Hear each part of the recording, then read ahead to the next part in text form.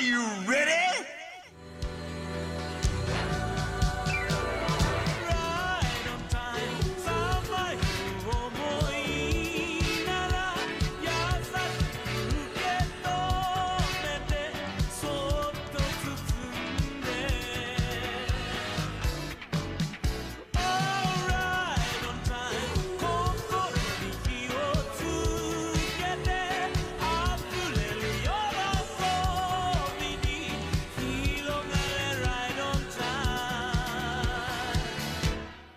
Vindy, what the fuck? Do you remember when you said that people who like Anohana haven't experienced the real loss? Can you give your thoughts on that? Did you sit here and wait to fucking jump me with this? Why'd you say that? I was young and said Kind of shit. spitting. Uh-huh. Okay, wow. I think, I would probably not say something like that now. That's what I'll say. In fairness, you don't have to experience Lost to find it very funny of a show. So. Yeah. Okay, buddy. All right. I'm gonna rewatch it, become the Weeb Club member who likes it. I'll have fun. I would not want to sit through that show again. Okay. None. There's literally a He scene hasn't where a girl changed? doesn't get raped because One Piece is about to come on. Like, that fucking happens, okay? Like, I try to block it from my memory every time. But that literally happened in the show. These two guys cornered Why her. are you spoiling and they're me? like, I don't we're gonna remember fucking... And then one of them's like, oh, wait. It's fucking One Piece time. I guess I'll turn around. Not into this today. Like, that is literally not how happened the scene happened, but it's in so the show. funny. It's something like that, wasn't it? No, he's fucking lying. Holy shit. He's just making shit up. Do you see this guy? No, it's something like that. That's close.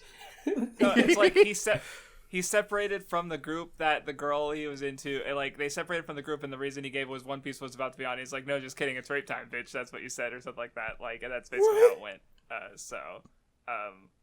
But it did come up. It was literally One Piece. So yeah. See? All right. Comments. Let me look. I like this Titania one. Craftsdwarf, your mother shouldn't have drowned you at birth. You are great. I agree. I think the thumbs up really makes the comment. I agree. It, just good comment and all. Yeah, sure. I like it. I'll take it. I'll take what I can get. She also had the one mentioning the Linkara's Power Rangers retrospective. I have not personally seen it, so to quote Ombre, who has seen it, he doesn't like it because he actually likes Ranger, and Linkara just kind of throws it under the... He's basically, in part, comparing Mighty Morphin Power Rangers and I guess the shows that it's adapted from.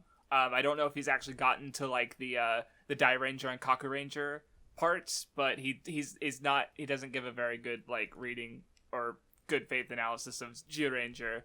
And I don't care about video essays anymore. I literally did actually watch one like an hour long one yesterday. I don't know.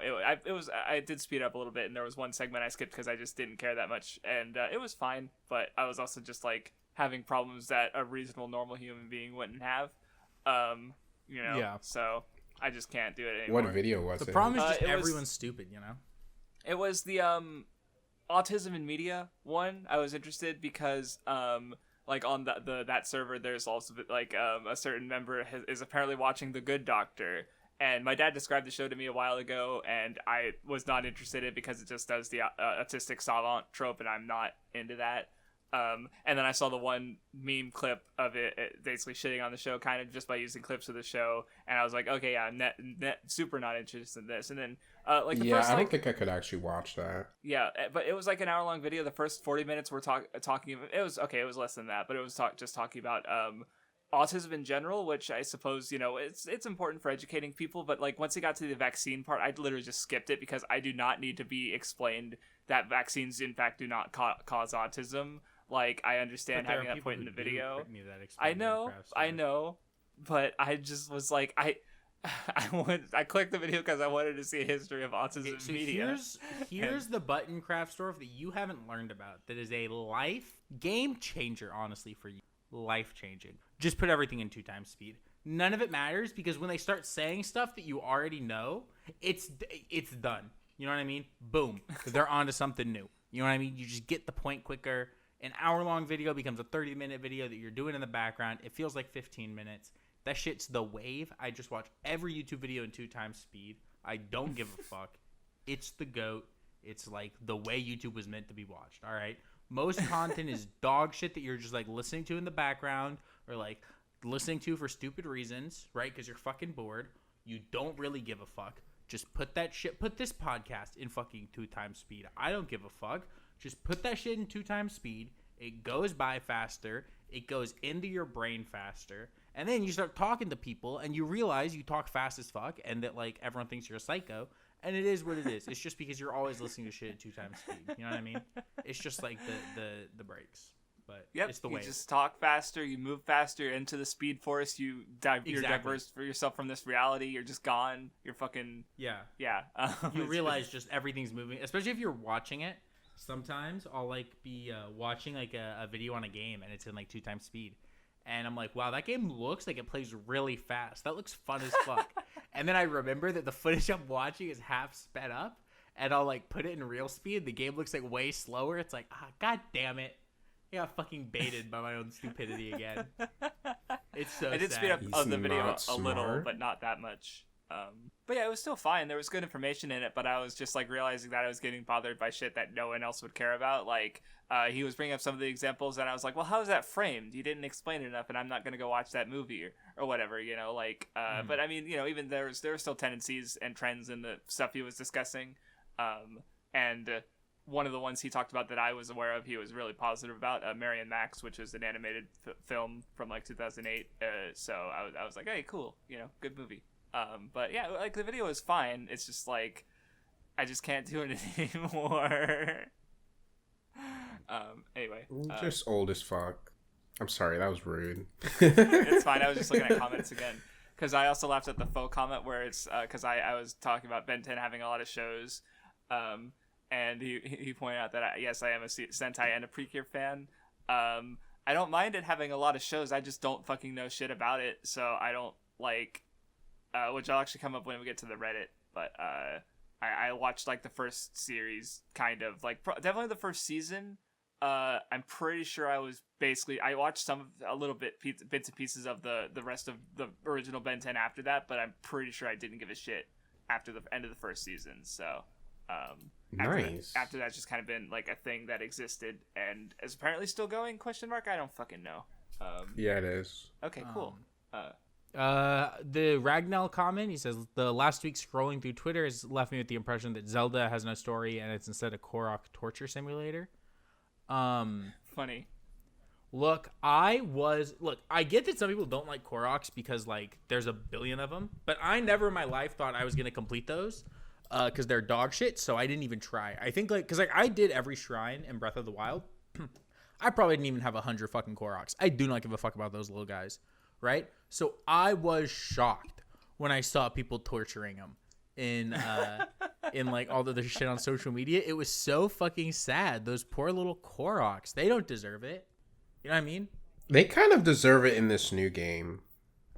I don't know, like... In Breath of the Wild, it wasn't that bad, really. But, like, in this one where you have to, like, go out of your way to bring them to the other guy... It's fun, That though. is kind of Building is annoying. fun. I like making little vehicles. No, that shit's kind of annoying. Also, that's, like, actually more out of my way. It gets a lot better when you get more vehicle tools. I basically just stopped doing them entirely until I got, like, steering sticks and, like, wheels and stuff so that I can build cars whenever I want. That made it a lot easier, but I agree at the beginning it is, like, also annoying because, like, you don't really have the ability to, like, build good shit, you know what I mean?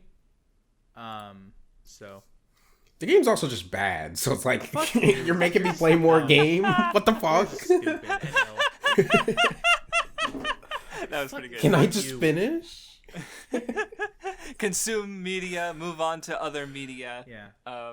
Wait till I talk about maybe this week, maybe another time, sometime deep in the future, about how the game made me fucking tear up the other day. Whew. No shot. Tears of the Kingdom made you tear up. Yeah. Shit goes crazy. No shot. Yeah. Shit's good. And you make fun of Anohana people. Okay, buddy. Yeah, it's good. What do you want from me? The story did good things. I liked what it did. It was fucking cool. It was Pog. What do you want from me? Well, I want you to stop lying because you Okay. lied at the beginning of the episode, and then now you're lying now. You're just a hater. Are you sure you're not a gay asser? Whoa! Sir? How fucking dare you? What an accusation that is. I would. Yeah, his ass is straight as fuck. Yeah, hell yeah. All right? Only women penetrate my ass, all right? First of all, how dare you? All right, I'm ready to move on to the Reddit. Yeah. So Titania asked for a Ben 10 thing that I kind of barely understood. Yeah. And I just don't know any of the aliens. So. I got really confused when it started going into like there were all the numbers, right? And I didn't know what that meant. And then the other thing was like keeping it a buck. I've only seen the original Ben 10, so it would just be like the aliens from that. You know what I mean? I've seen literally up to Omniverse and before they did that whole like little reboot thing.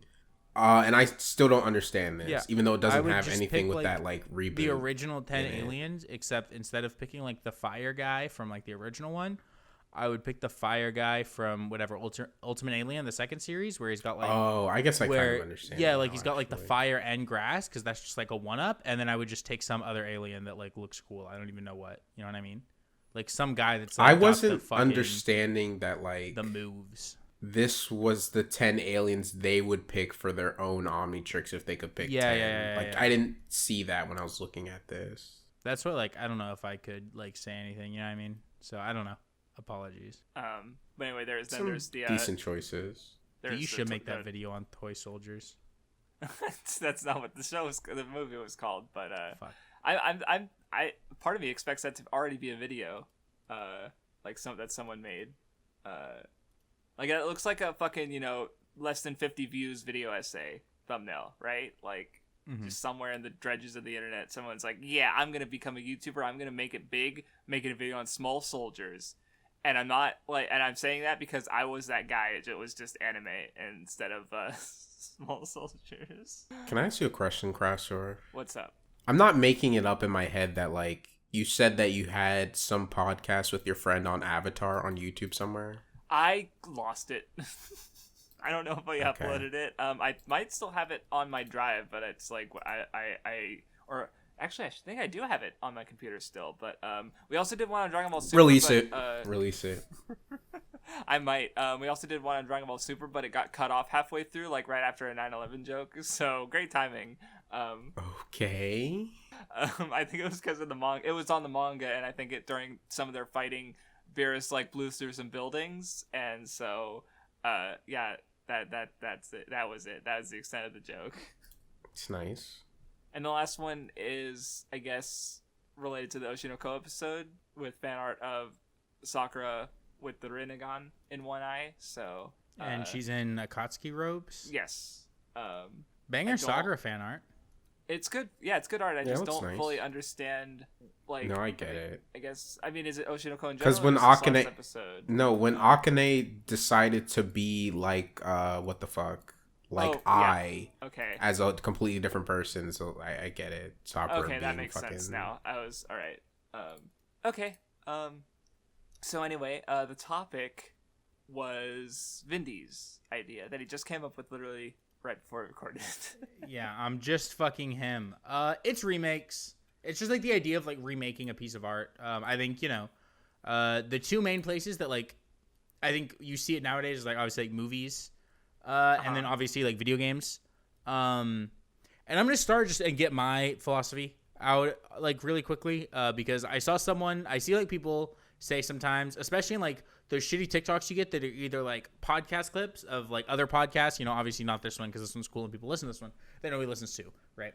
And it'll be like clips on a TikTok or podcast, and like I'll see people say shit like, oh, like you should, instead of remaking like good movies, people should like remake like bad movies or whatever. And it's like no, like that's wrong. That's just like, fucking retarded. No, like you should remake things that were good but aged poorly, right? Or you should remake something to make it for a modern audience and to make it palatable for a modern audience, right? Like the best example that like of things that do fucking great with remakes is like old video games, especially like video games from like early 3D era. You know what I mean? Getting remade. Sometimes those games getting remade just like one generation later, right? Like a really good example is just like Resident Evil 1 to its remake. We'll start way more. I just want to like get like my thoughts really good. It's like Resident Evil 1 to its remake is like a couple years, right? It was fucking the PS1. It was like early. It was like 95 or whatever, right? Because it was like the beginning of the PS1 to like the fucking GameCube, like the early 2000s, and like it made such a difference. You're making it later, so like games, because they can age really quickly as the technology ages and as trends age, people aren't as able to go back to like other things, right? Like you know, with like Resident Evil 4, I guess is another example. Like, even though I think the tank controls are great, and like I love playing Resident Evil 4 with tank controls, and I think like if you can't get used to it, you're a fucking bitch loser, and you should just like learn to be a fucking real man and stand and fight your enemies. Just fucking look them in the eye and shoot them. You know what I mean? But it's fine. I get that like people can't get into it, and so you know the remake like helps it and makes the game more palatable. And so I think like video games have like a very clear, like obvious reason, but yeah, my personal like stance is just like I think you should remake things that either didn't age well or for whatever reason are, if not inaccessible, like harder to access and asks more of a modern audience member than it necessarily would have asked of that audience member at the time it came out. Yeah, that's definitely a very good standard for a remake. I also feel like that idea of like, oh, remake bad things so they're good this time is kind of the same sort of take as like when some people say like, I want smaller games that look worse, but it's like smaller games that look worse instead of like the current AAA titles we get now. Yeah. And also I guess people are paid better while doing those or something. I forget what the like last part of that is, but like it's just one of those very unrealistic kind of requests that just doesn't make sense. Like, even though the niche Twitter audience would be like cool with like a bad movie being remade, well, they probably fucking wouldn't, to be honest, but like let's say they would, for like the mass audiences, that kind of thing would not fly. Like, people would definitely just assume that the new version of something would be bad, and would like, it would be so difficult to market that and like to make people like trust that this movie that was just absolutely terrible would be like good now. Like, that would just look so bad on like any studio that would do that kind of thing. Like, I don't even know how you expect someone to go about doing that. Yeah, well, because especially there's just the fact that like just the way studios operate, especially for like movies and stuff, like the whole reason a lot of remakes happen is because, you know, it's a brand, it's something recognizable, you know, people already like thing, like it already has a proven success, so by like remaking something, they can, that's just another way to like add on to a franchise basically. And especially like, you know, uncertain times, people are gonna be more likely to spend money on things that they are familiar with, right? Like that's why like Disney can get away with like remaking its live action movies, because people would rather go see like the fucking live action in quotation marks Lion King than watch some weird movie they've never heard of, right? And you know, that movie did reasonably well as far as I understand, even though like no one I know ever liked it. So you know, and it's not even anime, it's not even live action, it's all CG realistic animals, so it's like whatever, dude. You know, but so like yeah, just trying to imagine like remaking a bad movie where it's like, where's the recognition? Like where what are people, unless you like announce it with like a fucking great looking trailer, like, but at that point it's not even, it's just like you're not even using the marketing of it being a remake, it's just basically a new thing that's adapted from whatever, you know. Mm-hmm. So I don't even know how that would work. So there's also like very few, well, like there's not no bad movies that certain people would be interested in like having redone. I'm not gonna say that, but like there's not that many movies that like people truly think that they would want to like be remade. So unless it's one of those things where it's like they're not really dog shit, but it's like, yeah, so it kind of missed out on what it was originally trying to do, like Spider-Man 3 for example, so right? Like, I think a great example, if we got that remade, I guess like it's not one that needs to be remade again, but a great example of a movie that I think getting remade, even if people may be divisive on that remake compared to other ones, I think was actually like super fucking good. It was like a movie that probably should be remade. Was Peter Jackson's King Kong versus the original King Kong, right? Okay. And that's just because like the original King Kong is like, you know, it's like stop motion, and the effects are like, you know, really old and it's from the 30s, but like, you know, and outside of maybe some like racial undertones that you could look at that like maybe are problematic, it doesn't matter. It's still just people like Story of Big Monkey, right? And I think that like Story of Big Monkey works, and it's fair for like your modern average film goer in 2005 or whatever to not want to fucking watch the 1937 or 1931 King Kong movie, right? So like to recreate that story and reuse like the basis of that again, I think makes a lot of sense. And like there's a lot of like that's a movie that like got remade, and I think it like makes sense that it got remade, and like I get why they did it. You know what I mean? Yeah, and it's not the only remake, just to add, because there was also one from like the 80s, I believe. So which I haven't seen that one. I do vaguely remember seeing the climax in which they don't use the Empire State Building. They use the Twin Towers. And at one point Kong jumps from one of the towers to the other. That's all I remember from the movie. But yeah, no, and it's especially like it's a very famous and well-known story. So yeah, it makes sense for those to.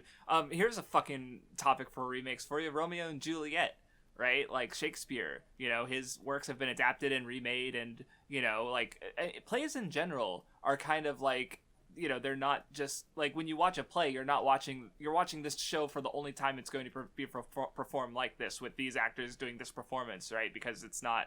You know, so that's kind of like remaking in a way. So I don't know. I mean, I think plays are like the most, I guess, famous examples of things being remade like multiple times over. Yeah, and in all different ways, especially when you look at like Shakespeare. You know. Yeah, that becomes kind of the appeal of seeing the different ways like characters can be interpreted, and you know, seeing, you know, how different productions can work. Like I watched, it was a in my English class in community college, it was I think it was Macbeth, or was it Macbeth? I think it was Hamlet. I mix up Macbeth and Hamlet. I think it was Hamlet actually. And you know, it had fucking what's his name? He was one of the Doctor Who's maybe David Tennant, maybe a different guy who's playing Hamlet. I forget. It was cool. But you know, like I just mostly remember one scene because they just had like modern clothing, like it just took place in kind of, I don't know, it was weird, but like you could just do that shit and it's like whatever. But to go back, because I feel like when I hear about people like bitching about remakes, like because games, you know, there's a very good reason to remake, even just like graphically. Like I think people are pretty cool with the Link's Awakening remake, which keeps the cartoony style but does it on the Switch and makes it look very like it stands out and it's really cool, you know. And obviously another like example of things, just I want to say really quickly about like with games being remade, there's like a big thing that like they don't need to be fucking done, but it like just because of wonky architecture mainly is like stuff from the fucking 7th generation getting remade as opposed to like ported, especially for like PS3 games, is just because like wonky architecture, it's easier to like so with like Dead Space, you know what I mean? But for sure. Well, because I was just trying to think of movies, and I guess my thing with movies is I'm struggling to think of ones like, okay, the only remake I can think of that people actually like is The Thing, and it's not the new one, it's the 70s one, which is a remake of a 50s movie. And people kind of forget that the 50s movies, because I remember when it got like a 2000 something, 2020, 2010s remake, people were bitching about, oh, you shouldn't remake this, like it was already good. And it's like, but it was a remake. So what are you trying to say? And apparently, I doubt the newer one was good, but it's like I haven't seen any of them. I just vaguely remember this discourse, but I'm just trying to think of like, yeah, because King Kong is a good example, because I feel like if I were to watch all of them, because I saw the 2005 King Kong in theaters, and it was cool. The video game was also cool, actually. I talked about that movie last week, right? What movie? King Kong? The King Kong? Or did I talk about that in my personal life? Your personal life? You are freaking me out, dude. Okay. What? I don't know. We talked about childhood dick riding Tears of the Kingdom last time. Sorry, I told the story within the last week about that movie making me cry like a bitch as a kid. And I don't remember if I told it on like last week's episode because we talked about childhood media, or if it was just like in the last week I told the story. Is what I mean by that. I feel like I would have remembered that because I would have heard it twice. But go ahead. So when me and my older brother, we were like kids. The movie had just come out. It was like 2006, right? So I would have been like 8, right? the movie came out and we like got it from like Redbox, and my brother and I watched it. And at the end, when the monkey dies, I didn't know it happened. I was too young to like had known like the King Kong story, so I didn't know the monkey was gonna fucking die. And when he dies, he has like the saddest look in his eyes right before he drops. My brother and I were crying for like 15 minutes. We were just like messes at the end of fucking like, King Kong because the monkey died. Like I don't know how many other times we've been in the theaters and like been anywhere and like cried at the same movie that hard. Like, but the monkey dying just had us fucking like out of it. And I will never forget that experience of watching that fucking movie and just crying my little eyes out. Okay, yeah, that makes sense. But yeah, I was trying to think of as far as movie remakes go. I guess those would be two that people know and think about, and at least like because I actually don't. I remember. Yeah, I don't know what the lasting like preference towards attitude towards the Peter Jackson King Kong is. But I don't know. Can you guys think of any remakes whatsoever that like well, I guess, and even the other thing, because I was even thinking, I just thought about Judge Dredd came to mind, because there's the old Sylvester Stallone one that my dad likes and probably no one else. And then there's the more recent one that I remember people who are more a fan of the comic actually like think is better. But like at that point, they're both like, is it a remake if it's two different adaptations of the same work? Like if what? Sorry. Judge Dredd. The two, there's the old movie and then there's the new movie, and they're both adaptations of the same like original source material. Like, are they? Is that? I think those are just those are just adaptations, right? Yeah, I would think so. I feel like I feel like for it to be a remake, it has to be the same medium. Maybe we should have established that earlier. I feel like for something to be a remake, it has to be the same medium. Otherwise, it's an adaptation and you're adapting it, right? So it's got to be like a video game into a video game, or a movie into a movie, or a TV show. Because it also gets hard because it's like a remake isn't a reboot, right? Like they're different. You know what I mean? And that's why I fucking hate, and I wanted to talk about this at some point, but I guess we'll get into it now. The more time I sit on it, the more that, like, I don't hate it as a game, but I really hate the way Square handled and marketed the Final Fantasy VII Remake. I think it was really shitty of them. And really dog shit. I don't care if you fucking say in interviews to people outside of the fucking game, hey guys, like, it isn't going to be the exact same thing. It's its own story. When you fucking have your trailers as, re-experience the Final Fantasy VII story, and you're like marketing the game as a remake, and it's like its own fucking thing. You're like just like I get that it's a remake, and you're fucking Tetsuya Nomura, and you're a psychopath, and you're doing like too much coke or something, and yes, like you're a goat. But, like, also, I just don't like calling it a remake because that puts a certain idea in people's heads, and you're just being fucky with words, and, like, it's something else. You know what I mean? And it's not what people had been asking for, and it's like, you don't have to give people what they're asking for, but don't tell them you're giving them one thing and then just give them something else when, like, that's you know what I mean? Scummy. And don't sell them on one thing. Especially when, like, you're talking about a property like Final Fantasy VII, right? It's not like a lot of other Final Fantasy games or Square games where it just sits in this niche and it's going to be enjoyed by people who are just part of that niche and don't look outside of that, right? Final Fantasy VII has 2 fucking characters in Smash Brothers. You know what I mean? Like, it is it's a big deal. As a video brand, game, it is much more mainstream than like anything else. People are going to know about that game and are not going to fucking look at interviews for it. You know what I mean? Like, it should be made more clear to people that is like something different. And I don't know, that just like the more I sit on it, like something about that just does not sit right with me, like marketing wise. I feel like it's like just super disingenuous, and like because it's just like goofy and dumb. And like that game's cool and it like does a cool thing, but like it's also not a remake.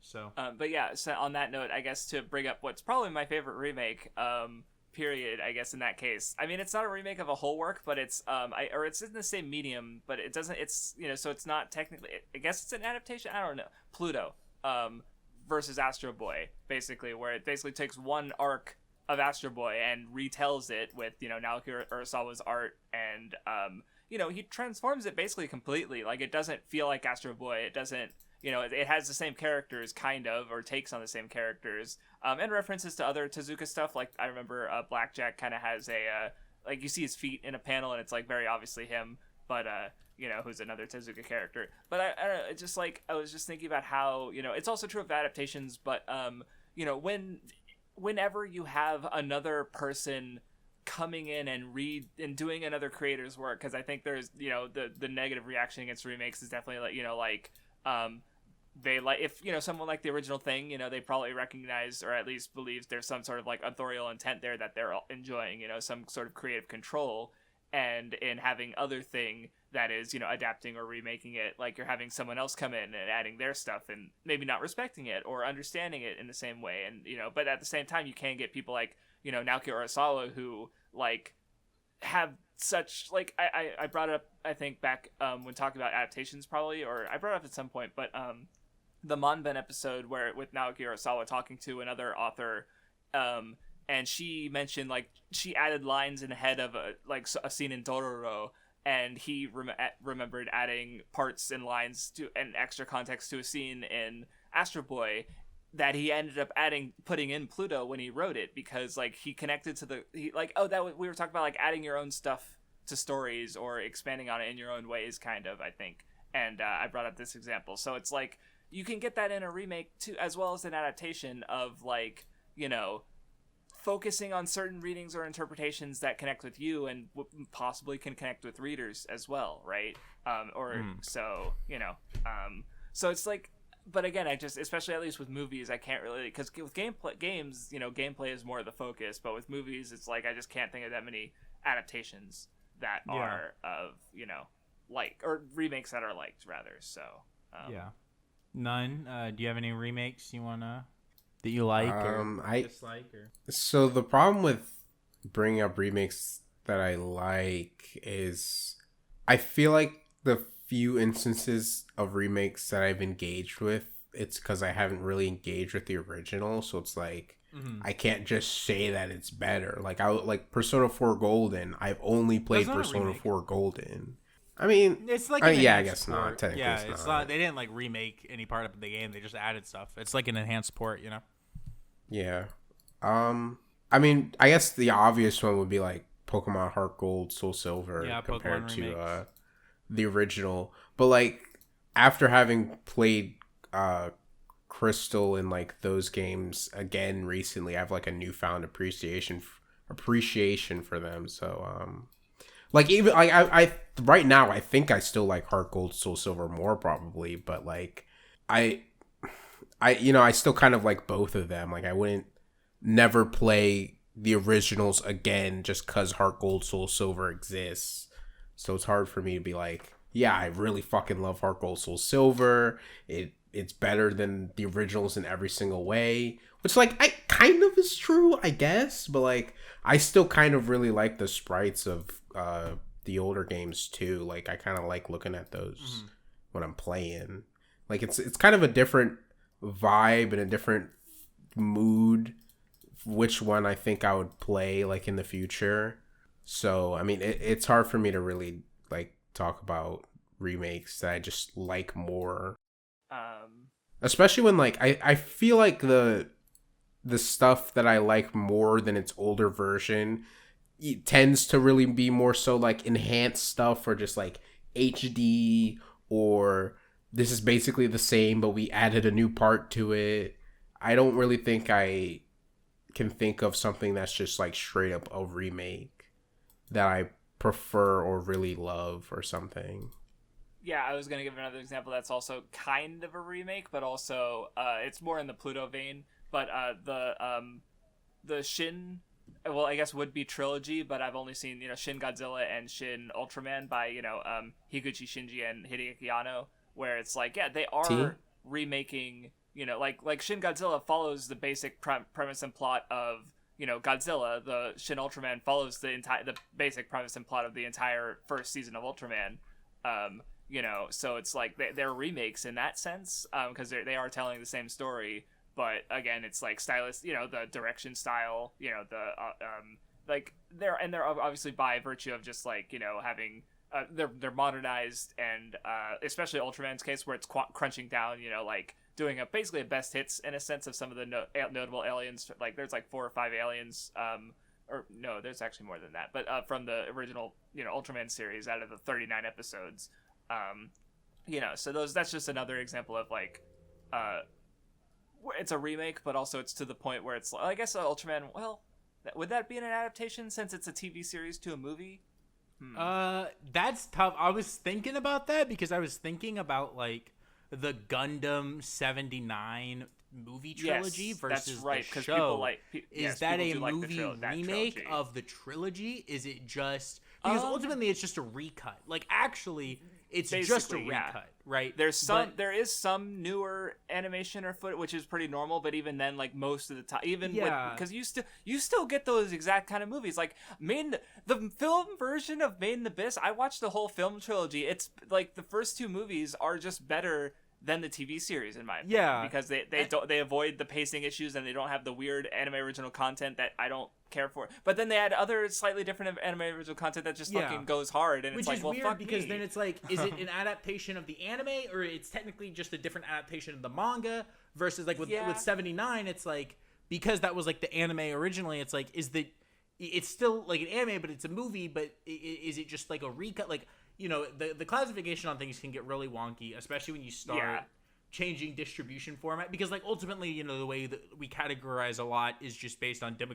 distribution metrics, right? It's stuff like demographics and age range and how something's distributed and the like width at which it's distributed and stuff like that.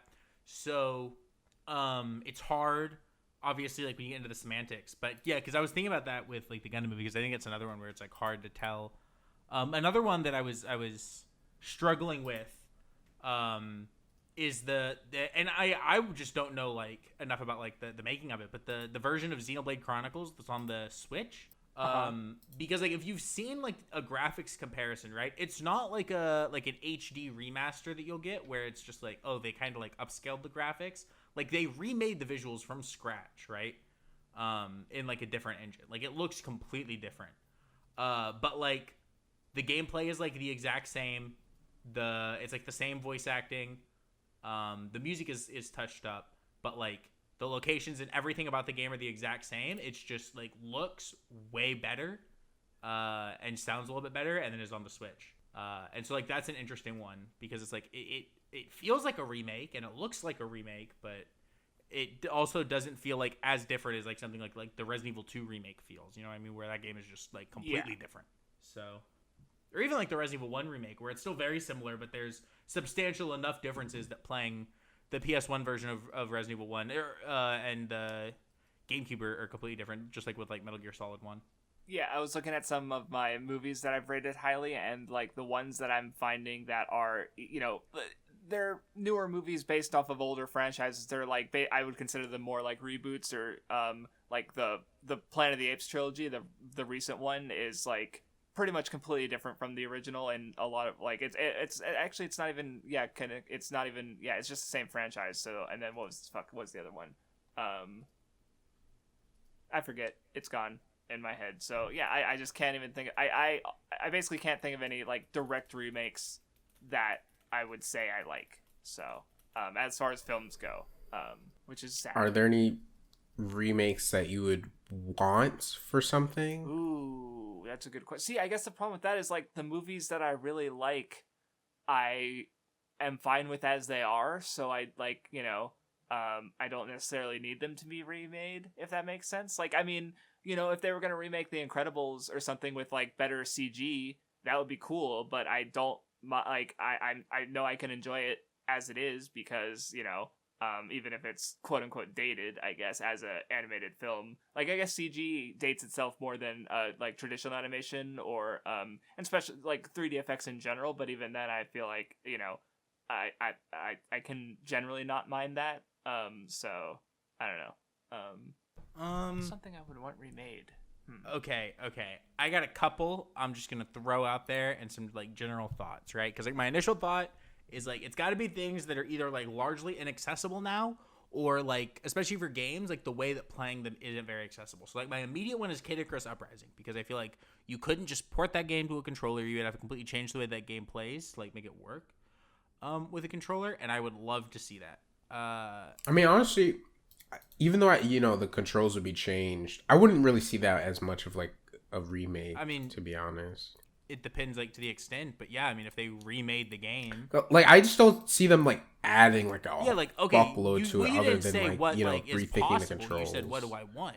I would want a remake of that game. Okay, yeah, that's fair.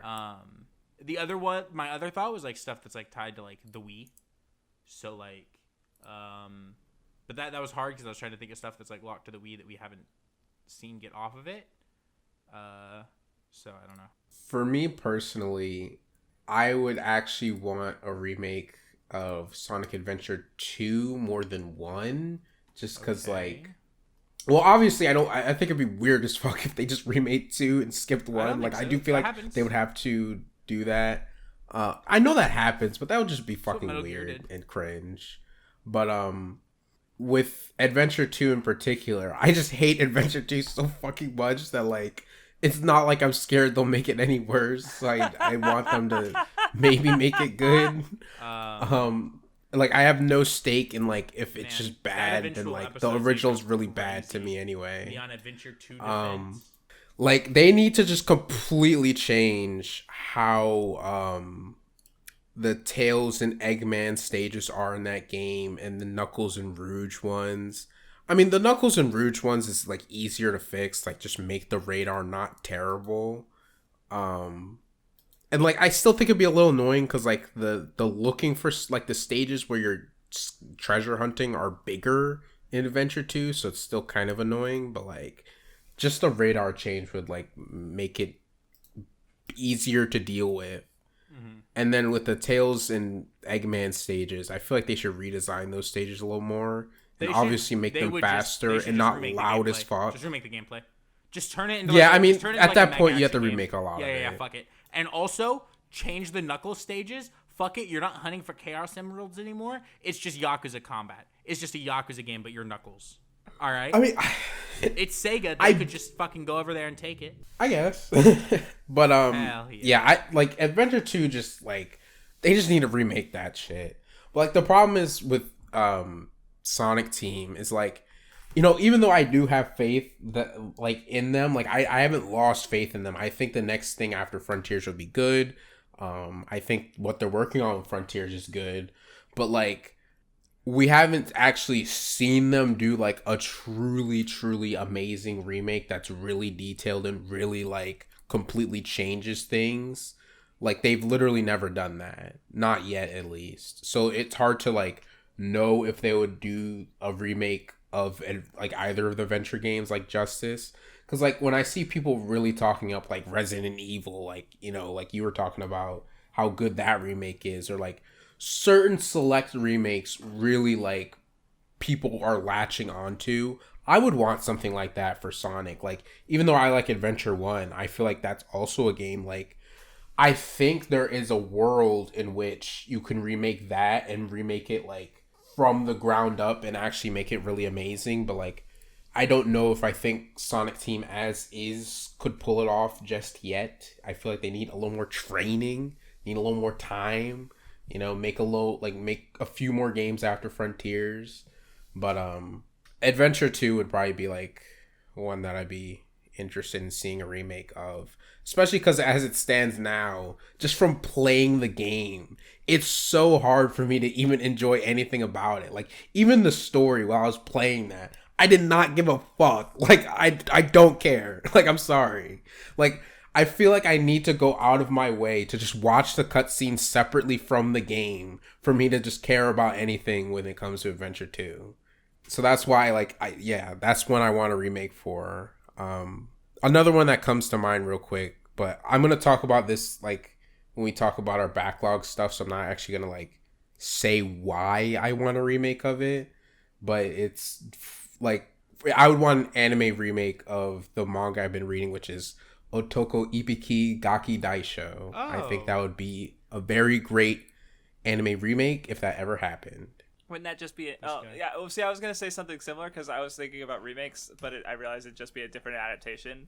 It would be cool if they redid Bleach, because I think as far as changes from, like, because the One Piece anime I have issues with, but, like, it's still just the manga, basically, where obviously Naruto has some, like, you know, not good anime original content, but also some really fucking good additions to anime original content. One Piece has some fucking crazy, especially in Wano, like, fucking Zoro vs. King, like, fuck, dude. Why the fuck did they do that? It's so god. It looks so good. Holy shit. But I was just thinking about Bleach, how it has, like, from what I've heard. So I guess, like, that's not necessarily the best, like, where it's like they, you know, they make a bunch of, like, changes, like they tweak it to be more Ichigo Rukia instead of Ichigo Orihime, which kind of like fucks with the, you know, how the story goes. But then like Thousand Year Blood War kind of does the Tokyo Ghoul thing where it has to like go back to the manga rails, and apparently, you know, it sounds like it's really fucking good from everything I've heard about it. But like, it would be nice to have all of Bleach be adapted well. Just thinking, I don't know, but that's not really a remake, so I realized whatever. Too late. I mean, I thought you were saying you wanted the other part of it to be remade. No, I mean, well, it's not really a remake if it's just a different adaptation of the manga. You know what I mean? Oh, okay. I get what you're saying. But I mean, I will say, like, as far as I guess, because like you also have, I mean, it's I saw some people like the Urusei Yatsura new anime, so I think like, I mean, it's the bubble's probably gonna fucking collapse at some point, but I just generally like nowadays we get like so many like good looking anime as far as like adaptations and, you know, stuff goes, so like anything that were to get, you know, made around now, especially like a beloved older property could, you know, be really cool. So you know, just a thought. Yeah, honestly, I'm kind of interested in like more, not remakes, but like, I mean, I see, this is where it would become adaptations really. Fuck, never mind. It's technically just adaptations. But anyway, I'm about done with the topic, so. Okay, are we moving on to Oshinoko, or? Yeah, I guess so. Alright. Vindy hasn't said anything. What do you mean? What did you think of the episode? It was good. Cool. Yeah. Good show. I mean, who would have been surprised that, what's his name? Fucking Asakasa to do something good? Who would have thought? He's a good writer. You're such a, wow. Okay. Oh, okay. Did he watch the episode? Yeah, of I'm course. still not sure, actually. He hasn't said anything that makes me think, yeah, he watched this episode. What happened? What's her name? The daughter, became like I, and it kind of like came full circle. Daughter? Okay, I mean, didn't fucking watch the episode. I tried as long as I could. I'm sorry. Yeah. I completely forgot. I'm so sorry. I completely forgot until I Caught checked in the 4K. Reddit. I was gonna try to just go with it, and I really thought. Well, Nunmanji, liked the episode, even though weekly reading, watching is bad. Yeah, There'll be no episode next week, so I guess I have a break, but that doesn't really help. Actually, no, well, fuck it, I already watched it. I just had the thought of, like, if we put off the discussions to next week, then Vinny can watch the episode and we can all just talk about it. Yeah, good episode. You know, I mean, I'm just, like, I think I mentioned this on the episode Vinny wasn't here, but, maybe he was here, I don't even remember. It was a couple weeks ago, but I talked about how, like, oh, you know, it's not just, like, you know, a revenge story for I's sake, it's also kind of, like, revenge against the faults of the entertainment industry, and this episode definitely like hits on that, like with the conversation he had with the showrunner about you know, Akane and her bearing the burden of everything that's been happening, and you know, shouldn't you guys protect the kids, you know, and he's like, fuck, you're right. Yeah, it was a really good episode. I think I liked the other one. Well, I don't know, I was thinking maybe I liked the previous one more just because, like, the end of that episode, like, I actually just fucking pogged when Aqua showed up. Mm-hmm. But it's pretty good. Yeah, there were some good discussions, like I don't know, like Kana sort of talked about the situation from her perspective and sort of, you know, having parts about feeling similar to Akane, and then one that stuck out to me was Memio talking about how, like, oh, you know, like a certain people, like, this is like a situation in which lots of impressions can be made, and sort of how, like, you know, this focus on influencers, right? Like, influence, like, is sort of reducing this situation to, like, okay, how do we get a bunch of likes, right? By the, you know, powers that be and stuff, and just how I just thought about it as a way, like, mindsets can be altered by how things work, pretty much. Yeah.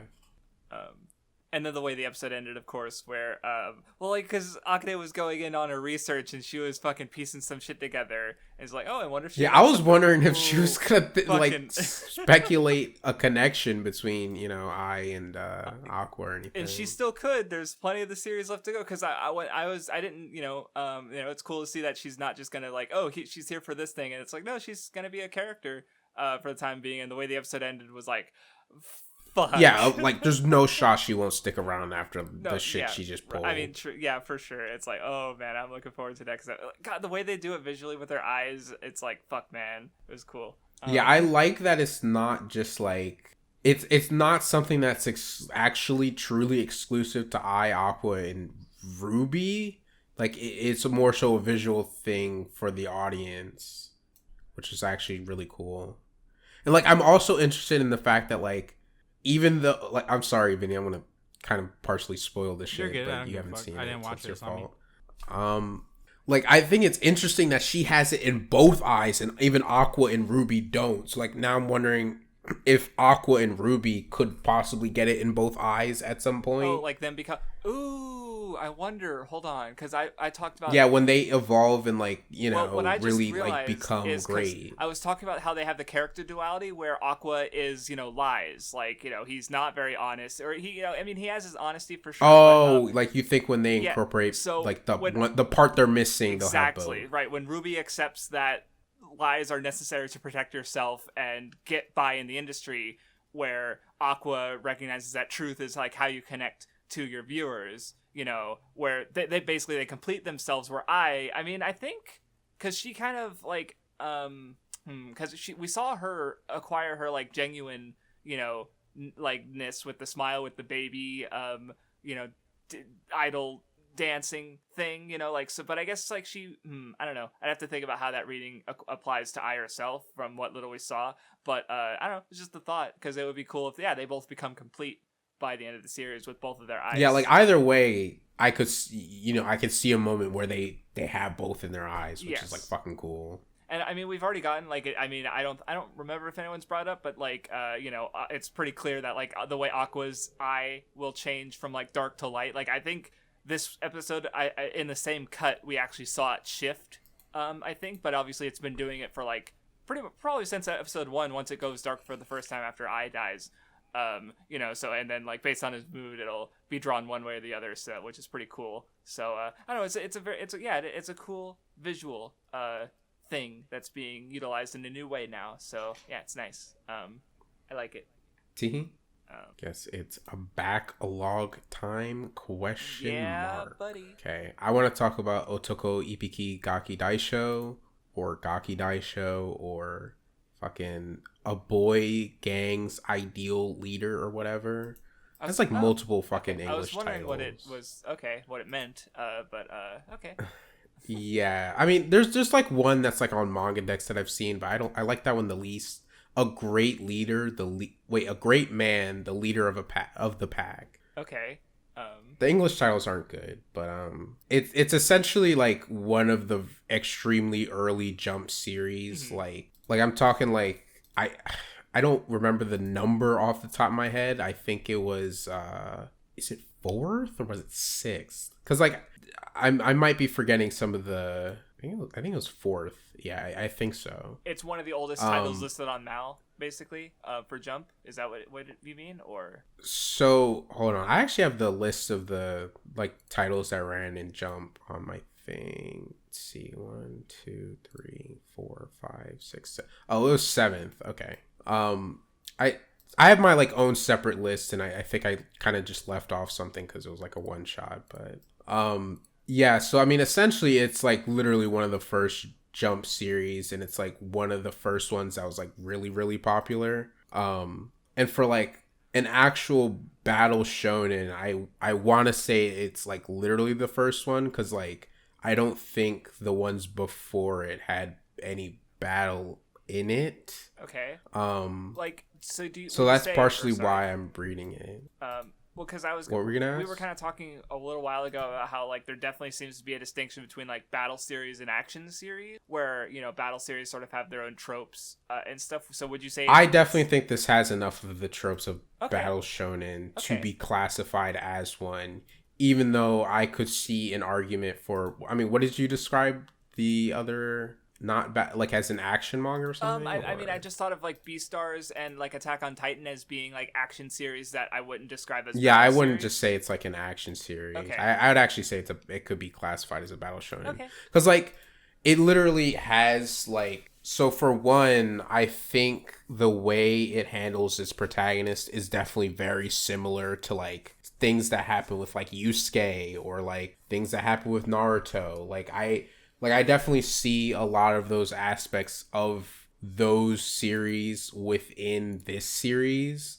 Just because like one thing that came to mind was like him just being like a child, but like because he's like a slightly older child, he has like this little like this kid that's a little that's younger than him that looks up to him and is like the first one that like kind of believes in him before he like wins people over to his side. And like that's very much like one of the things that the manga focuses on. Like he's the leader of the Monkichi family, and like over the course of the series he's gaining more and more people to his side. Sometimes it's from beating them in fights, but a lot of the times it's also just from like his personality and who he is like as a person, like them respecting him, like either never giving up or always trying, or just like having something to him like as a character that makes them want to follow him. And like I think that was like one of the things that like it's doing so well, because like it's constantly like confirming that like the thing that's special about him isn't necessarily that he's the strongest or that he can beat everyone in fights, because you know sometimes he does lose and like sometimes he isn't really necessarily the strongest, but there's more to it than that. And also like there's a lot of times where he's just like completely disarmed and like completely like shown that like fighting physically isn't the most important thing. Like especially like he kind of has like this, like little breakdowns multiple times in the manga where like he realizes the only thing that he's good at is fighting, and like he has to realize more ways of like doing things. Like one of the earlier instances was him just thinking like he's no different from an animal if all he can do is fight. And like I like it just made me think of Yusuke kind of sort of with like like even in this older thing, like he's very much questioning like can all he do is fight, is there more to life, and is there more things that he can do. And like one of the a very interesting turn that the manga makes is like when he goes to Japan, because he doesn't, not Japan, Tokyo specifically, he gets wrapped up in like dealing with like companies doing like shitty things. So like eventually has this goal to like get into the stock market. Like that's literally like that's something I've never seen before, where like his goal is to earn a bunch of money because this company stole his girlfriend's like basically the company made his girlfriend's dad's company go under because they do like takeovers and they're like sabotaging other companies and shit. So like he gets into the stock market so he can learn the adult way of fighting, which is with money, which is like not something I've ever seen in anything. And that's like part of why I want this series to be remade, because it's like it literally just has like multiple things that I've never seen in anything else. Okay, well, because like you did briefly remind me of very, very early Ashita no Joe, if you've read like the first volume, where you know he at the start of the series he's not interested in boxing, he wants to make money to help the people, basically, like he wants to build hospitals and shit. But like life doesn't go that way for Joe. And I was just checking the dates, and they started the same year. Joe at the beginning of the year, and Otoko Ippiki Gaki Daishou towards the end. But, that's like the reverse in a sense, where he starts out fighting and wants to get into money, where Joe starts out looking into money and then gets into fighting, basically. So you just reminded me of that. But no, that's still pretty different. So interesting. Yeah, like, don't get me wrong. There's still fights in the series, and like he still like ends up getting pulled back into fighting, which is kind of like Yusuke, really, where like, he just can't get away from fighting, and like it's entangled in his life, and he like is very conflicted about that, especially when like he struggles with like a lot of this manga is like kind of a look at manhood, like in the sense of like what should a real man be doing, and like him just being good at fighting doesn't make him a man, and like a lot of like sometimes he has to like learn to respect like his elders, and like at first like the first person he ends up respecting kind of like is just from like overcoming him in a fight, but eventually like first of all he realizes there's just more to that guy than him just like being like better than him. But then there's this like old woman, like the old woman is the one who's doing like the takeovers with the companies and shit, and she's not like a fighting person, even though for some reason she kind of like was able to like dodge his moves and stuff, but like she's not really a fighting person or whatever. But like he senses her aura of like, you know, oh my god, she's big shit, even though like she's like a company motherfucker. Okay. But like yeah, like it's definitely super interesting. I think it's worth reading even though it's not fully translated. There's definitely like a lot of like, there's also just like I think some of the people in his like group are also like semi similar to like characters you could find now and things, just because like his like right hand man is someone that like at first was, you know, an antagonist. Like he has like someone who was like his first follower, which was that kid, but like that kid doesn't like he's still in the group, and but he stays in like the home village and doesn't like partake in the fights and stuff because he's too young and blah blah blah. So like his real like right hand man guy is someone that he beat in a fight, and then that guy, like, not because he was beaten, he wants to become one of his lackeys, but like he starts thinking about him and his personality, and he's like, I really like this guy and I want to follow him. And then he just becomes like he just becomes Zorro. Like he's just on this guy's cock. Like I like that too, like that pairing I really like. Yeah, and like also like I think there's a lot of like things about like him learning the way he needs to take responsibility for his actions. Like there, like I honestly think there's just so much you can like connect back to like just general shonen things that you could see now that makes it worth reading. I really like it a lot. I don't want to like overly like go into every single thing that happens, but there's like really like the stretch that I read the most recently is like really good. Like I think especially once you get to maybe I think it's after chapter 10 or somewhere around there, where like it gets into some of this stuff that like I haven't seen. Like that's where like that stock market stuff I think starts. It's not even just really the stock market stuff, it's really the stuff that's like a little bit after that that's like really fucking good. And I'm honestly not sure where it'll go now, because it keeps kind of changing like what his goal is, and like he's lost sight of what he wants to do. So it's like he's still like I still don't know what his like ultimate goal is. Like I have kind of an idea based on what like I've read about of like what the series will maybe be trying to say and like what he's like kind of doing, but I'm really not sure. Mm-hmm. All right, are you done? Yeah, you can go ahead. Sadly, I'm going to talk about Zelda again, but that's mainly because I won't get a chance to talk about it for a couple weeks, most likely. So I'm going to talk about it now because I don't know when I will realistically make any more progress, like story-wise, because I'm kind of at the point now where I'm just going to like finish up a majority of what I want to do in the game before I finish the story. So yeah, I mean, I think that, so I've done like the first 4 dungeons. There's one more I haven't done outside like whatever goes into the final boss. I think that the dungeons are better for sure. Mostly just because like the game gives you like, it doesn't give you like items, but it does give you something in every dungeon that like is a mechanic that you use to complete the dungeon, and you use in the boss fight. And so in some ways those dungeons scale with like how good that thing is.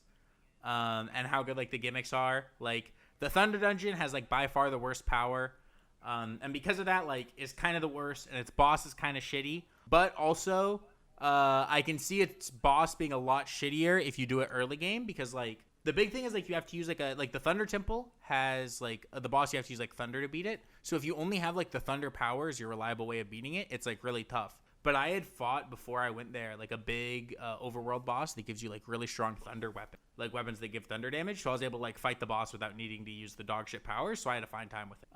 But I could see how like without that boss is tough. But I think the Wind Temple was really fun and that boss was really good. The Fire Temple was fine and the boss was fine. I kind of ended up accidentally skipping like half the Fire Temple. Like I just kind of climbed around it because I didn't want to deal with minecart bullshit. And then the other temple? The Water Temple was good, and I liked its boss. So, you know, I think that the temples were good. There was good story stuff. I like the memories a lot. I like this game's version of Ganondorf. He's goofy. He makes some silly faces. I don't know. I think that the way this game, like, it delivers its story in a lot of the same ways, but I think that the story it's delivering in a lot of ways, I at least find more interesting and more engaging. And a lot of that does come down to like the setup. You know what I mean? The setup of this game's story intrigued me a lot more than like the setup of Breath of the Wild's. So it's hooking me more. And I don't know. I like a lot of the things it's doing. I'm curious to see where some things go, because I think there's the big story thing that like happened that made me a little bit emotional was like crazy. And like I saw it coming once I started the game and got a little bit into it. But I would not have thought that they would have done it going into it. It's kind of crazy, kind of wild. And there's a really cool, like, really good scene tied to it. So I'm curious to see how that plays out. For people that want to know, it's the stuff related to how you get the Master Sword is all I'll say. That shit's crazy. Like, actually bonkers. I'm curious to see where that goes. There's a lot of stuff that I don't know. I think is cool about the game. I'm still enjoying playing it a lot. The weapon fusion is great. The building is great. Once you get auto build, it gets a lot better. And I'm just enjoying like exploring Hyrule. I don't know. The game is fun. But thankfully I won't talk about auto it. Build like what? Rebuild something that you built before? What do you mean? What like how does auto build work? You can either get schematics that will like build just certain things that you can get, like you can find schematics first. You can find like a schematic for a hot air balloon and you can just build a hot air balloon, and it keeps a history of like the last like 250 things you built or something. And so you can also favorite things that you've built, and so you can pull those back up. But yeah, it just remembers, and it comes anything you build is anytime you use like ultra hand on stuff. And what's really nice is it remembers shit you build in shrines. So like the biggest use of it is like, you know how like if you do a shrine that's around building, it gives you like platforms and other things that you don't find in the overworld very often that are really fucking nice for building, and like pieces or structures that like you just can't normally get that are super fucking helpful to potentially have on hand, like a big platform for a car or something. You know what I mean? You can just kind of create that for nothing with auto build, as long as you like drop the parts, and then I mean it would take Zoanite or not if you have the parts, but you can create those platforms or like a basket for a hot air balloon or things like that. Whenever you want. So it makes the building go from something where it's like, oh, I have to find everything out in the world and then the devices I have on me, to just like, as long as I kind of have the devices or have the Zoanite, I can just build anything at any time. And so it really opens up the possibilities you have. And I know that there's a lot more in the depths and a lot more you can get tied to building and tied to like building more intricate things. So I need to explore the depths a lot more at some point and like finish like the main side quest that's there for all that stuff, because it looks really cool. Also, the depths is really cool. The more I explore it, it is just like where all of the really fun, really goofy, like Zelda fan service stuff is. So like I found like the Bigoron sword down there. Okay. Or however the fuck you pronounce it. I found like I know people have found like the Phantom Knight armor from like Phantom Hourglass. I've seen what else have I seen? Fucking. Like, I found one of the pieces of, like, the clothes from Skyward Sword. You know, so, like, that's where, like, all the clothes and, like, weapons and stuff from previous Zelda games are down there as well, which is really cool. And it makes exploring it fun, because I like finding those. Obviously, with weapons, it's really lame to find something like the Bigoron sword and be like, oh, well, I don't want to use this because it's going to break. So I don't know what I'm going to do with that. I think what I might just do, though, is, like, do the house side quest next, get the house, and then just display the weapons in the house. I think that's, like, fair enough. But also what I will say is like compared to like I didn't like the Master Sword breaking in Breath of the Wild, but I think I just used it wrong, because now I love it that like I don't mind that the Master Sword breaks, because I just use it on cooldown. Like if it's up, I just use the Master Sword, and then if not, I use everything else. And so like I don't really mind, because it's like, you know, is what it is. Also, like because of weapon fusion, you reach a point when you like get to the end of the game where, as opposed to like in Breath of the Wild where it's like it's just like you're hoarding different things, right? So I'm not hoarding like a bunch of like weapons. I'm hoarding like the weapon fusion parts, like high level monster fusion parts. And so I just have a bunch of those. So it's like, you know, when I need them, I drop them and fuse them to something. But it's different than just like holding a bunch of random weapons. You know what I mean? It's like the items. So I can still fuse whatever weapon I want, what I want. And I like the way that the fusions can create interesting looking items based on what the fusion looks like and what it is. I don't know. Game's cool. I'm still enjoying it, but I won't talk about it for like at least a month. I do have a question though. Is it a direct sequel to Breath of the Wild in that like the Zelda and the Link are the same? Okay, I was no. It picks up like immediately where, not immediately where, but it picks up like with the same characters after Breath of the Wild, and like you see characters from Breath of the Wild. They remember you. The stuff you did in Breath of the Wild is brought up. Yeah, no, it's like a direct sequel. I was just wondering how that worked with Ganondorf actually, because like, well, he's not Ganondorf in Breath of the Wild. He's Calamity. No, Ganon. I know, but like, is he like a kid? Well, I don't know like, yet. Okay. No, he's a big ass man, but also like I don't know if it's like the same Ganondorf, because you know the Ganondorf in like the other games is all the same guy, right? Yeah. Like Ocarina of Time, yeah. So I don't know if it's like that guy chilling or if it's like a different guy. I genuinely do not know. Okay. I was just thinking about it because like there was a really cool paper I started reading a while ago, like even just the beginning, the intro was neat, where it's basically discussing how if you view Zelda from like a Buddhist lens, you know, it's a story about like reincarnation and, you know, samsara, like creation and destruction, right? Where like Ganondorf like destroys Hyrule and eventually gets rebuilt, and how Breath of the Wild kind of, you know, it mostly talked about like I think Wind Waker, Skyward Sword, and Breath of the Wild, and I'd only played Wind Waker. So I decided not to read the full paper because I hadn't played the games. But just, I don't know, the idea was interesting, and it was something I was thinking about. And so I was just wondering, like, how that worked. Like, he makes this face, so he's the GOAT. Yeah, because apparently, like, Ganondorf existed at the same time as Calamity Ganon, so, question mark? I don't know. Well, he was sealed at the time. That's one thing that they did. So he was sealed the entirety of, from, like, I don't know. He was sealed by a secret hand. So he was just under Hyrule Castle the whole time, alleged. So I don't know if Calamity Ganon is, like, a different entity or the same one, or well, I guess that's another... be seen through the course of the game, I guess. Okay. Well, because another thought that I just had is because, like, there's the whole thing with the split timelines, the 3 split timelines from Ocarina of Time, and then they've converged, apparently, where it's, like, because you literally just mentioned, like, Easter eggs from the, you know, what should technically be different, like, time, possibly. I mean, if they reference, like, basically every Zelda game, then, you know, technically... Well, yeah, I'm pretty sure Breath of the Wild is, like, at the end of the timeline. So. Yeah, no, they said, like, oh, it's so far that it doesn't really matter what time. Like, they give us a timeline, and then they go, oh, yeah, this next Zelda game, it's so far after the timeline that it doesn't matter which timeline you're on, because they all come to this point, so fuck you. So I was just wondering if, like, maybe there's multiple Ganons. I don't fucking know. No sé. I saw something about, like, apparently there's reason to believe that, like, while Link and Zelda and everyone else are different people, Ganon across every game is no, that's like canon. Like, that's known. Oh, okay. That it is the same guy. Yeah. That's what we were talking about, Nun. Yeah. I'm sorry. I'm not a big Zelda guy. It's fine. I was just confused. Yeah, I was confused for something Vindy isn't fully aware of either, because he hasn't finished the game, so we're good. Anyway, so I have been out fucking boomered, which I think is pretty fucking funny, because Nun talked about a, 1968 shonen manga, and I'm talking about a 1973 shonen manga of Damn, Blackjack. Get fucking your ass beat. Sure. Just fucking bury me in the backyard. So yeah, Blackjack, which is Osamu Tezuka's, basically, as far as I understand it, it's pretty much the first medical manga, which is kind of a genre probably because of Blackjack being, one of Tezuka's more, like, notable and recognized series. Like, it's not as most, like, because I think it's, like Phoenix is obviously more, like, grand and ambitious, and I understand, like, thinking it's, like, but Phoenix is fucking crazy. It's sad that it's obviously unfinished. Astro Boy is obviously his most popular work, but Blackjack is probably my favorite, because basically, as I understand it, is Tezuka...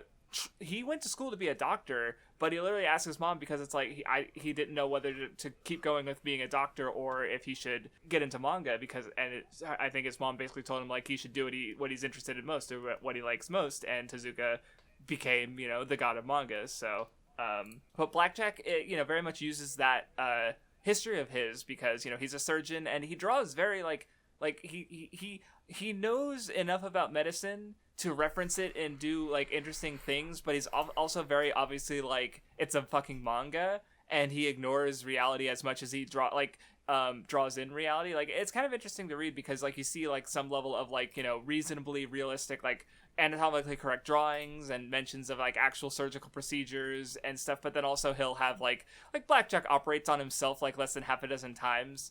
It's basically to the point that it is a sci-fi manga. There's some weird ass fucking shit that happens. It's pretty cool and crazy. I like it. And then also just, like, the fact that, it's about this doctor who goes around helping, not even helping, like, he's not even a good person. Like, his whole thing is that, as a kid, he was fucking horribly wounded, and him and his mother, and so, like he's got a scar across his face, and, he's put back together by an incredibly skilled doctor. And so part of it is that he's he becomes an incredibly skilled doctor of his own, and he charges insanely high. He's an unlicensed doctor. He charges insanely high rates for his surgeries, because he's also kind of out for vengeance for the people who sort of fucked him over and his mother. But then, like, also he's just, like, a legitimately, like, cool dude, and he kind of, like, because he ends up, like, cycling through so much money, he kind of doesn't give a shit. Like, he'll, like, I think, you know, like, there was a surgery he turned down or whatever, they were gonna avoid, you know, and he's like, oh, so we don't need this then. He starts to, like, burn the 1,000,000 yen stack that's in front of him, and they're like, no, hold on. And, you know, but then, and, like, he, like, just as often turns down money or, charges way less. Like, he operates on his morals a lot, but he also, you know, doesn't put on airs about being a good person. Like, I like him. I like Blackjack as a character a lot. Like, he, like, sells the manga for me because, like to compare it to Astro Boy, which is also a very episodic series focusing on, you know, its principal main character, is like, I'm just not as interested in Astro Boy as a character. So as a result, like, how as much I'm interested in Astro Boy very much depends on, like, what else is going on in the arc or chapter, which is why I only enjoy, like, honestly, like, a few volumes worth of content from, like, the 23 in the entire series. Where with Blackjack, I just love Blackjack himself. So, like, he fucking uses his scalpels like fucking batarangs, like, many times throughout the series, like, when he's in danger. You know, it's just interesting seeing the way he resolves conflicts and stuff. He has there's some rival characters that come in that are like Dr. Kiriko, who charges a lot of money to, you know, kill patients who are beyond the point of help, pretty much. Yeah, it's just, I fucking love this manga. Blackjack is a cool dude, and I love him. And yeah, it just has so many wild and interesting chapters, and, you know, some very clear messages, but then I just like the way that it, like, I was even thinking about it because I just read Bokura no, and also, you know, watched Guardians 3, and it's just like, yeah, give me shit that's just dark and sad. I love it. So, like, because, you know, a lot of the chapters just end tragically for the characters involved, and, but, which makes the ones that don't and that end well, you know, feel, you know, cool and good that when that happens. So, you know, it's a lot of times, like, you know, even because I have read the manga before, but just rereading it was just like, you know, I don't remember how every one would end, and, you know, there's a lot of karma, and, you know, characters getting what they deserve, whether it's a good or a bad thing, and or, you know, to bad things happen to bad people, good, but then, you know, not always, and that's, I don't know, I like it. It's a good series. It's cool. I like it a lot. I definitely recommend it as far as Tezuka stuff goes, because it's my personal favorite of his, you know? So, yeah. What you all got for next week? All right. I can go because I know my next, like, month planned out, all right? Oh, look. Shit. Okay. As he'll follow none Next of it. Wednesday, the greatest show airing on television right now, Ted Lasso, finish it. The last episode comes out. So I'm going to talk about that for, like, the third time on this fucking show, but it'll be the last time because the show will actually be done. Then the day after we record, Street Fighter 6 comes out. That's all I'm playing till, like, August. That's all I'm doing till August. So that's all I'll be talking about. I'm sorry, gamers. Okay. I see. You have it all planned out. It's two things. It's just one thing for, like, 2 months, and then another thing, like, once. Yeah, exactly. All right, brother. I respect I'm so excited. His Code Geass. Let's go! Okay. For me, either Gaki Daishou, because I'll probably catch up to where the translation is, or I'll talk about the Gutsy Frog, which is the other old Jump thing that I'm consuming, but for that, the anime, since the manga's not translated. Oh yeah, I was wondering about that. Well, first I want to say, because I actually literally just heard about it, because they bring it up, like, in one panel in Bakuman when they're talking about gag series, because it's a notable Jump gag manga. But two, I was wondering, like, did you specifically go out of, like, because I think you mentioned that you were interested in older Jump titles, but did you watch it because of, like, the Gacha Gorilla character, or was it? No, I didn't know he existed. That's amazing. Okay, so you just, I don't know, what drove you to watch it, I guess? Like, what led to you deciding to watch Gutsy Frog? So when I was looking into the Jump stuff, I wrote down a bunch of stuff about, like, what they're about, and kind of, like, you know, just had a bunch of shit. And then I just narrowed down a list of stuff I thought sounded interesting enough to where I would check it out personally. Mm-hmm. And it was just one of the things on the list. But I actually like it, like, way more than I thought I would. So okay, it's cool. No, yeah, I like your boomer phase. It's respectable. But anyway, for me, aside from things that I've already mentioned, I think the only other thing that I've gone through that I can talk about is probably Fire Emblem Three Houses, which, you know, I have some things to say about, you know, because I need to replay, like, because there's three houses, there's three potential story paths with 4 endings, and I've only done one of them, so I'll definitely replay it in the future, but I can still talk about the one I played to a degree, you know, so, and then, of course, there's just the other stuff that I've mentioned but haven't talked about yet. So yeah, that does it, gamers. Adios, gamers. See you later. Goodbye.